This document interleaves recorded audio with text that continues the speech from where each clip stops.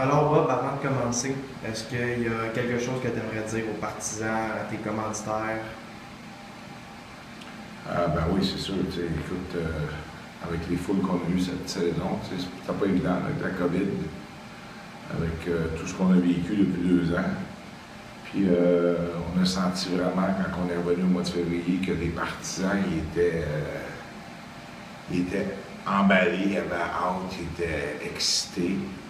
Puis on a eu des très belles foules, puis ça s'est transporté dans les séries éliminatoires. Là, on a eu des matchs ici de 6, 7, 800 à la plaine, puis ils étaient bruyants. C'était vraiment le fun pour les joueurs. Puis aussi, c'est un petit peu, c'est une belle fierté pour l'organisation quand on est capable d'attirer, puis on voit que la population locale nous supporte. Puis nos partenaires, bien, sans nos partenaires, il n'y a pas de Cobra. Les Cobras, on a besoin de nos partenaires pour faire les frais. Le budget que j'administre année après année, j'aimerais ça avoir 1000 personnes à tous les matchs, je ne l'ai pas. On ne se cassera pas la tête. Mais avec ce qu'on a, puis l'apport des partenaires fait qu'on est capable de fournir un encadrement à nos jeunes de première classe, style junior majeur.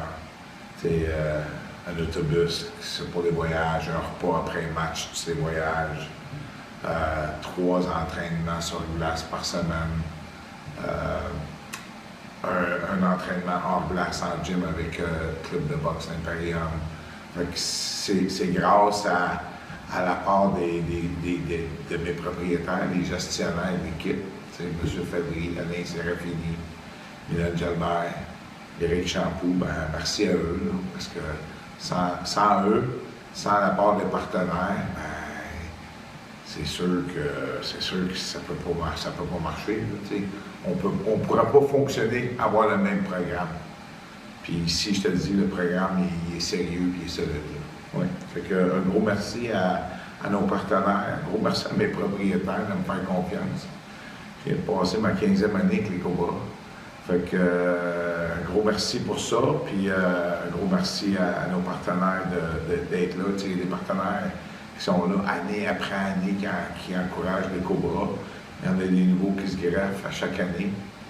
Puis un gros merci au staff là, qui travaille avec moi, parce que les Cobras, c'est pas mon petit bout, c'est une histoire d'équipe. Puis l'équipe, c'est un coach et goaler pour un assistant coach associé, un responsable d'équipement, Pat Lagrange. Il y a bien du monde alentour de l'équipe. Jack, Mario qui s'est intégré, toi, Anto, qui travaille aux communications, Amy, je peux en oublier, là, fait que je ne veux pas en oublier, mais un gros merci, parce que c'est ça, les Cobras, c'est une grande famille. Bon, la saison s'est terminée il y a déjà quelques jours. Avec un peu de recul, qu'est-ce qui te rend le plus fier de la dernière saison?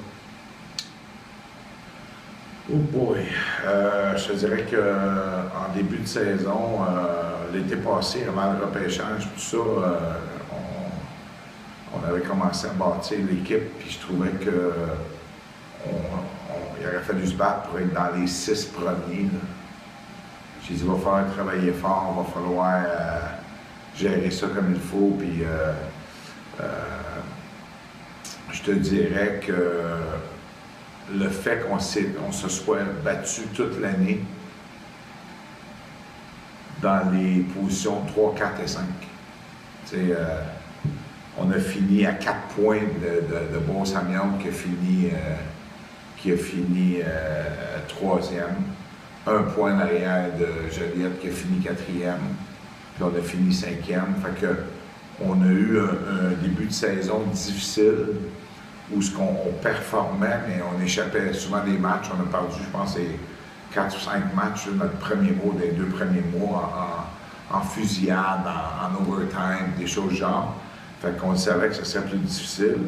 Puis le fait qu'on a réussi à remonter la pente, à se tenir dans le groupe, puis tout ça, c'est une belle fierté, là, on est content de ça.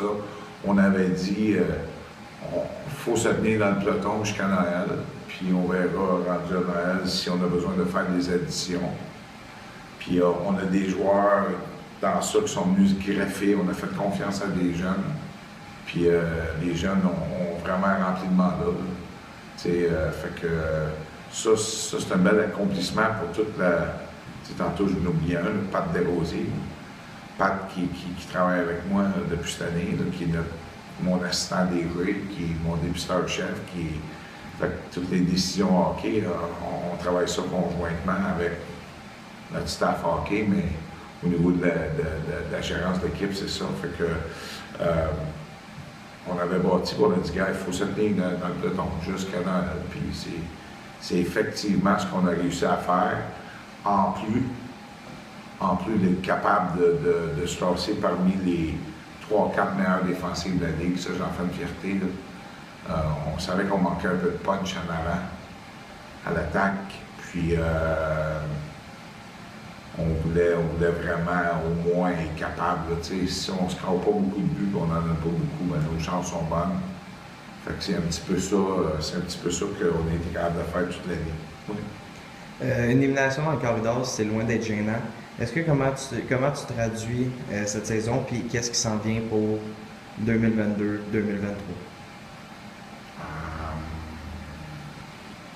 Il y a quelqu'un qui m'a appelé, qui m'a demandé Bob, tu dois être déçu, puis non, je suis pas déçu parce que on s'est fait battre par Longueuil. Longueuil ont 34 victoires, 4 défaites. C'est une équipe qui a appris à gagner toute l'année. Ils savent comment gagner. C'est la meilleure défensive de la Ligue et de loin. C'était la première ou deuxième meilleure offensive de la Ligue. Fait que, il y avait une belle machine de hockey. Fait que, est-ce que je suis déçu d'avoir perdu contre Longueuil? Non. Non, parce que l'effort des joueurs était là. Je n'ai rien reproché aux joueurs. Les joueurs ont donné l'effort maximum, même si j'ai un journaliste qui m'a appelé et il m'a demandé hey, tu vois, mais dans une conférence de presse, tu as dit ceux qui n'embarquent pas, tu vas être débarqué. Je n'ai pas vu qu'ils n'ont pas embarqué. Je n'ai pas eu à débarquer. Sauf que c'est sûr que des fois, après le match, on aime ça. On aime ça passer des petits messages pour essayer de fouetter les gars. Là. Mais je pense qu'on a soutiré le meilleur des joueurs qu'on avait. Il y a peut-être certains gars là, qui, peut-être qu'eux, ils ont des regrets, là, qui l'ont peut-être échappé. Là. Mais c'est pas. C'est ça. Ça ne me tente pas de revenir sur ça. Ça me tente plus de parler des gars. On a dit aux gars après, sors d'ici la tête haute. Tu t'es fait battre par la meilleure équipe. Puis, j'ai aucun regret, là, dans le sens que les gars, ils ont travaillé fort, les gars, ils ont tout donné. Tous les matchs étaient serrés, tous les matchs étaient sur la ligne, jusqu'à temps qu'à un moment donné, quand la chaîne débarquait et que Longueuil décidait. Puis, tu sais, dans les séries, dans les playoffs, tu as besoin d'un petit break, un petit puck qui tombe pour ton bord, qui fait la différence. Je vais prendre le match, je pense que c'est le match numéro 3 après qu'on ait gagné ici. On était à Longueuil, le match numéro 3, puis en première période, on est sorti de là, je pense que c'est 1-1. On a 3 breakaways, là, puis là-dessus, on a un breakaway 2 contre 0, ce qu'on n'a pas marqué. C'est comme, wow! Ça peut faire une différence dans le match d'une série, parce qu'on n'a pas été capable de les shaker. Et la confiance était là, eux autres, ils avaient gagné, ils avaient confiance en leurs moyens. Puis, il aurait fallu être capable de les shaker à quelque part, les mettre ses talons un peu. Puis, je pensais qu'après la victoire ici, j'ai dit, bon, peut-être que le doute va peut-être s'installer. Quand on a parti le match 3 là-bas, honnêtement, là, je me souviens Rebello à breakaway, j'ai Fournier qui descend 2 contre 0 avec O'Neill. Puis j'en ai un autre après, puis c'est comme on n'a pas marqué. Ça sort 1-1, puis après ça, on recommence la deuxième, puis eux autres, ils marquent un but, puis c'est là que ça déboule. On a parlé de discipline. Honnêtement, c'est pas. On a eu beaucoup de punitions qui n'étaient pas de l'indiscipline, de coups de poing après le sifflet ou des choses du genre. Les pénalités qu'on a prises, c'est des pénalités qu'eux, ils travaillaient fort nous autres. Fait qu'ils nous forçaient à les accrocher. Ils nous forçaient à les en faire jouer. Ils étaient vite, leur vouloir il était dans le tapis. Puis ils ont travaillé, le mot d'ordre, nous autres, c'était outwork them. Travaille plus fort que les autres, on n'a pas le choix. Je pense qu'au niveau de l'équipe, mais c'est eux qui ont réussi à faire ça, puis ils nous ont fait prendre des pénalités. Puis on a des gars qu'on utilisait à des avantages, puis il y a des gars clés qui devaient amener de l'offensive, qu'on surutilisait aussi en désavantage. Fait qu'à un moment donné, la balance était plus bonne, il n'y avait plus de gaz pour aller chercher le gros but, puis ces choses-là. Mais sérieusement, non. On n'a aucun regret. Même, je sors de là tête haute, puis comme je te dis, là, on avait vraiment identifié nos besoins. On a fait des transactions à Noël. Il y en a encore qui me demandaient ça. T'aurais-tu aimé mieux avoir Lambert dans le filet? Non, mais pas du tout. J'ai adoré mes deux gardiens de but. Marchand nous a montré qu'il peut être un gardien de but numéro 1. Saint-Amour, la chance, nous a montré qu'il peut être un gardien de but numéro 1. C'est comme wow! Ils ont 18 ans les deux. Fait que on a sacrifié un 20 ans dans le filet qui était bon pour avoir 18 ans de qualité, puis être prêt pour la saison prochaine aussi. Puis en faisant ça, on se donnait l'opportunité de rentrer un autre 20 ans en attaque parce qu'on disait qu'on manquait de punch en attaque. Fait qu'on avait gardé une place ouverte pour Tristan Pelletier. Puis c'est effectivement ça qui est arrivé. Puis si tu regardes nos deux premiers compteurs, Tristan Pelletier finit premier compteur des séries avec Anthony Bédard qu'on a ramassé comme agent libre. Fait qu'on avait besoin de ces gars-là, sinon on passe pas Joliette, ça c'est sûr. Puis il n'y a pas de série contre Longueuil. Fait que non, très, très content de ça. On a rentré, on avait identifié ça, puis on voulait rentrer du caractère. Je pense que toute l'année, on échappait des matchs, des choses du genre. C'était un manque de caractère à l'interne dans l'équipe.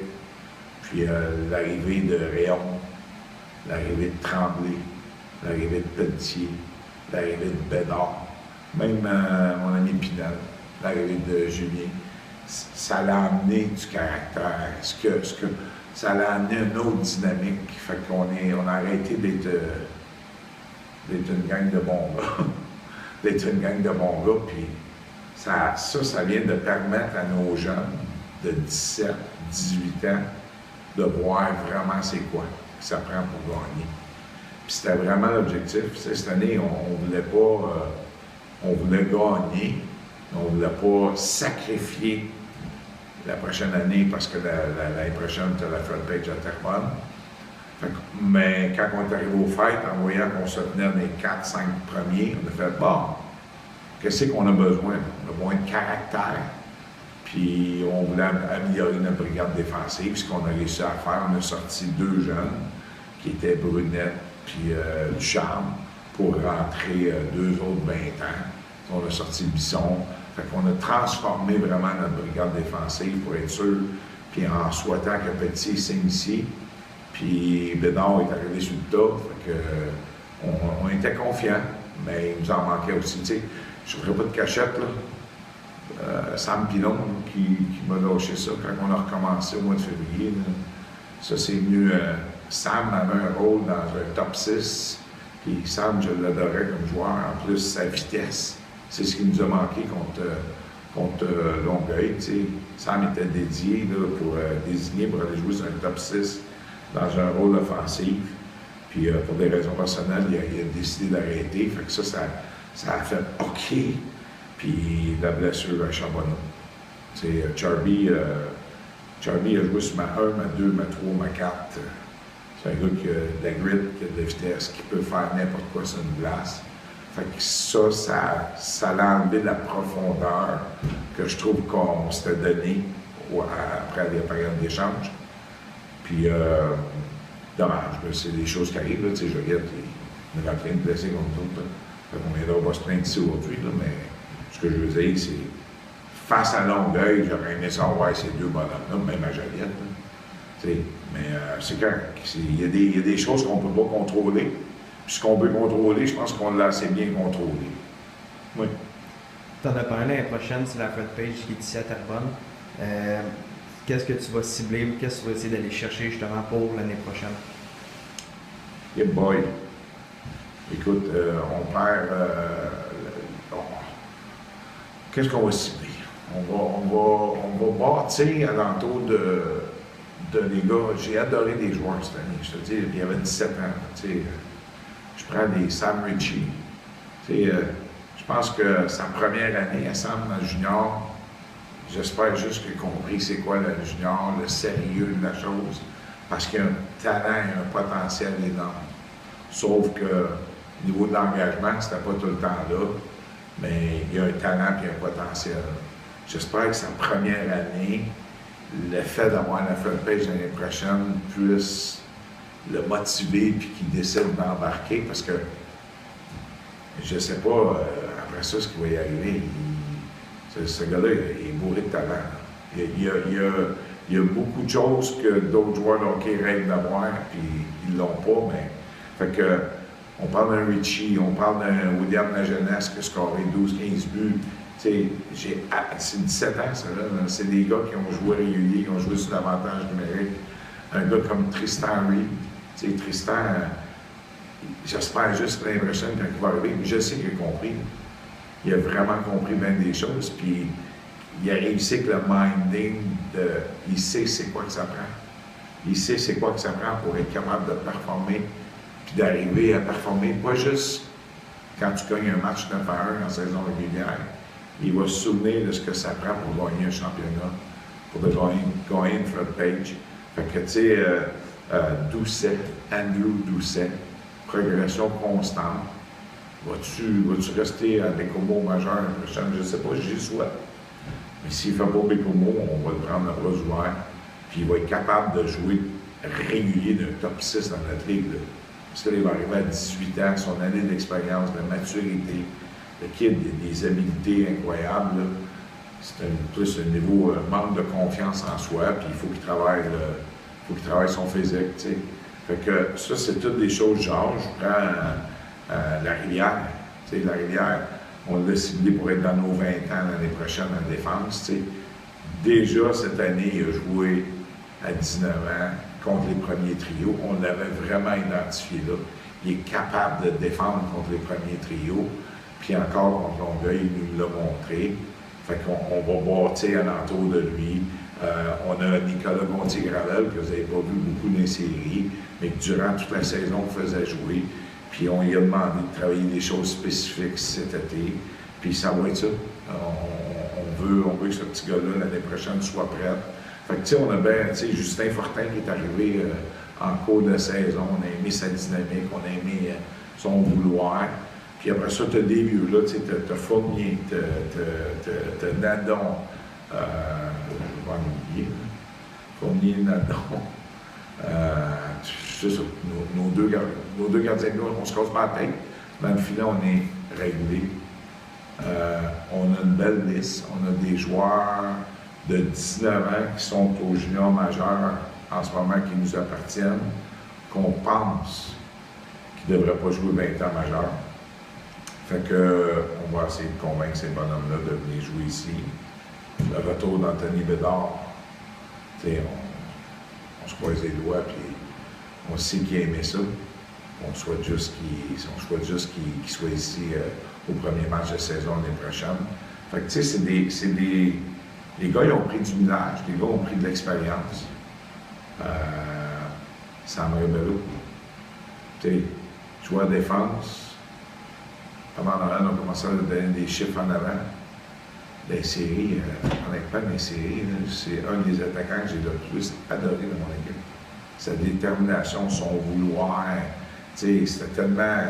Il faisait des choses, puis l'année prochaine, honnêtement, on va le transformer en attaquant avec un rôle très spécifique. J'ai vraiment des bons plans pour lui, là, puis, tu sais, Moi, je peux te dire que quand je l'ai rencontré le dimanche, moi, je confirme sa place, là, il va jouer dans cette équipe-là. Il m'a montré, vraiment durant la série, il m'a montré un compétiteur. Fait que c'est ça qu'on cherche. On veut avoir des gars qui ont le goût de gagner, qui vont venir ici pour des bonnes raisons, puis compétitionner. T'sais, on ne veut pas que les gars viennent ici parce qu'on est à l'équipe Test Bauer, puis on est gâtés, puis les joueurs sont gâtés, puis ils mangent bien, puis ils ont ci, puis on ne calcule pas nos dettes de tête. C'est pas pour ça qu'on veut que les gars viennent ici. On veut que les gars viennent ici pour se servir des Cobras comme un tremplin, avoir encore des objectifs personnels, puis participer à notre objectif collectif l'année prochaine, qui va être de bien représenter la ville de Terrebonne encore une fois dans la Ligue. Après ça, la Coupe Fred-Page ici qui va avoir lieu, puis essayer de se rendre jusqu'au championnat canadien. Parfait. Et en terminant, Bob, si tu avais un moment à décrire comme ton fait saillant de la saison, ton plus beau moment, un ou plusieurs moments, ça serait quoi? Boy. Je te dirais probablement le match numéro 6 contre Joliette. Tu sais, sa petite patinoire à la plaine. L'aréna était pleine. Une ambiance incroyable dans l'aréna. Pas juste parce que c'était à la plaine, parce qu'on a été capable de recréer l'ambiance ici. Mais en overtime, à 12 secondes, le but de O'Neill, c'est comme wow. Okay. Je ne t'ai pas parlé d'O'Neill encore tantôt, j'en ai oublié, je savais que j'en oubliais, mais c'est ces gars-là, on va bâtir alentour de ces gars-là. Pinel, O'Neill, Lacasse, tous ceux qui peuvent revenir.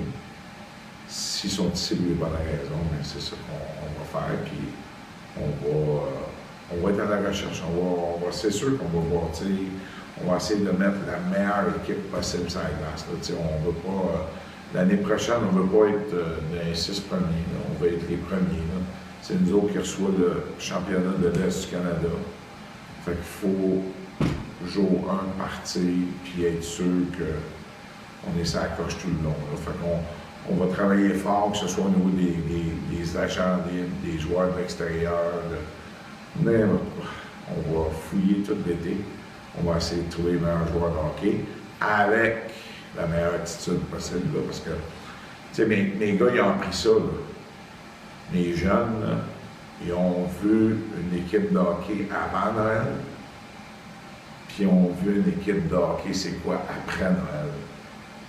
Ils ont été capables de voir, tu sais, avant Noël, là, moi j'appelais ça ma gang de chums. Après Noël, on avait une équipe de hockey. On avait des leaders là-dedans qui leur ont montré le chemin. Mais l'année prochaine, ça va être à eux. Ils savent c'est quoi, là. Ça va être à eux de montrer le chemin aux ceux qui vont arriver, puis de pousser dans la même direction qu'on a fini cette année. Oui. Parfait, merci beaucoup.